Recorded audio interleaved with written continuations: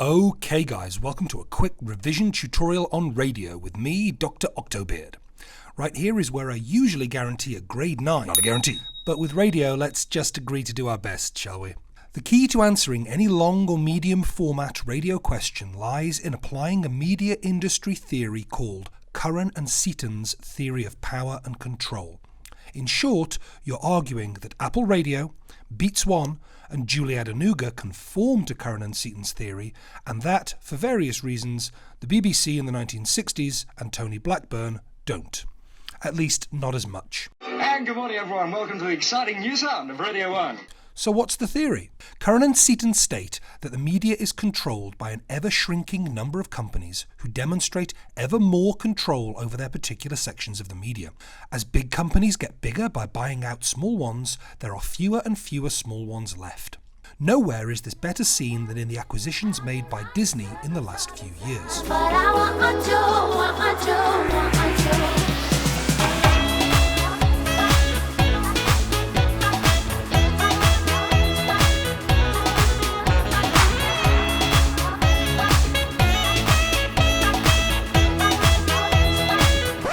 One of the problems with this form of business model is that the sorts of decisions about which films, shows, games and content get made inevitably get driven by one question.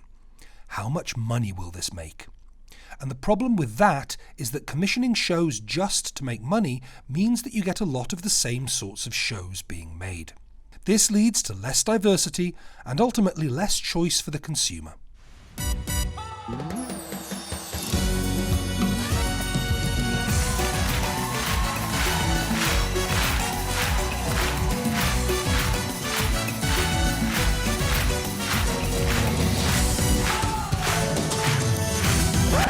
When Apple first decided to go into radio, here's what they did. They bought the hardware maker Beats Electronics, yep, those guys, which, unknown to many, had its own music service, Beats Music.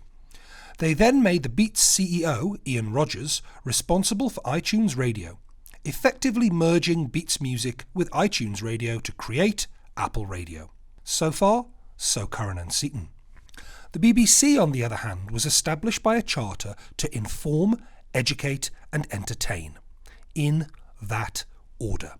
Also, the BBC is funded by the licence fee, which means it is less driven by the need for every show to be a ratings winner. Some shows can even lose money, so long as they fulfil the BBC's aim to be a diverse provider of a range of content.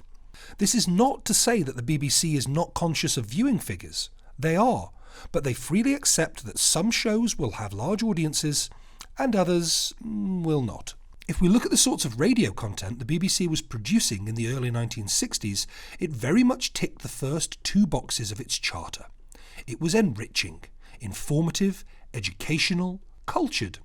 But it wasn't always entertaining. Sorry, Mr. Blake. Oh, Martina, read this show. Oh, my geraniums.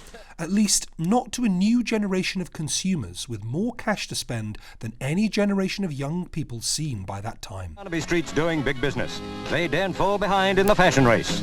In case of doubt, they can always get advice from the chicks.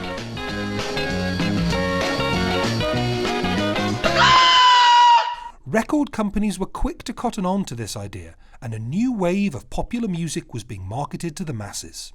But if you wanted to listen to music in the 1960s, you either had to buy a very expensive turntable, which most young people could not afford, or you had to buy a relatively cheap transistor radio.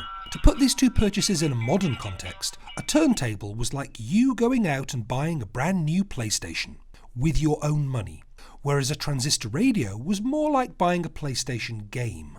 But the problem was, the main UK radio stations, including Radio 1, weren't playing the sorts of music this increasingly affluent generation wanted to listen to.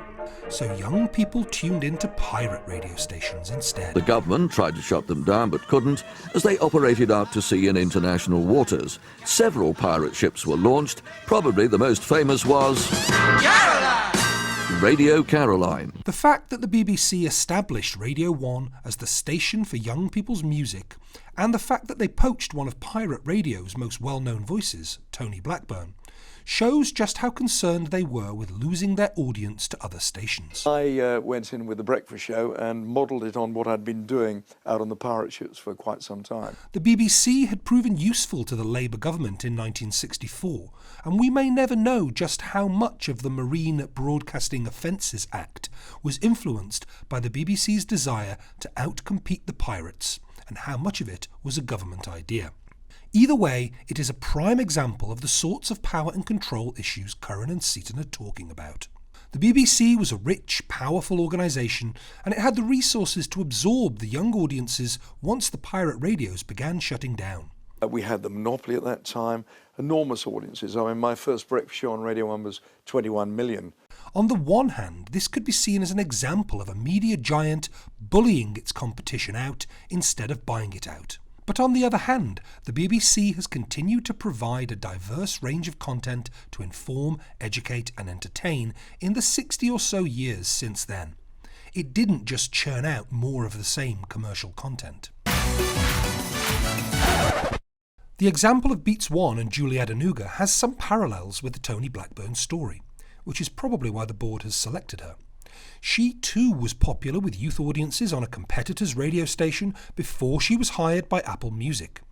Because she works for a major media company, Apple, she is able to book guests and produce content that she might not otherwise be able to do. Hi, Jessie Ware. Hi. How are you? I'm all right, thanks. Welcome to Beats One. Only time will tell whether Apple Radio adheres to the second principle of Curran and Seaton by stifling creativity. A recent interview with its current creative director, Zane Lowe, seems to suggest that this is not the direction the station is moving in, but Apple is well known for changing its mind. Like many companies its size, Apple Music is driven by profits, and when competing for audiences, profit drives decisions. The on-demand nature of Beats One, as opposed to the scheduled, broadcast nature of Radio One, means that it has multiple opportunities to attract an audience, across multiple listening devices. And because that audience logs in to listen, means that Beats One will likely be more able to adapt to shifting tastes and audience desires, as they can see in real time exactly what people are listening to and when they are tuning out. Like Netflix, or even the BBC's own iPlayer, this dynamic, real-time view of audience tastes seems to be the way the industry has been heading, meaning that those companies with the power and money to gather this sort of information will likely continue to dominate the industry for many years to come. Just as long as they don't bring back One Direction.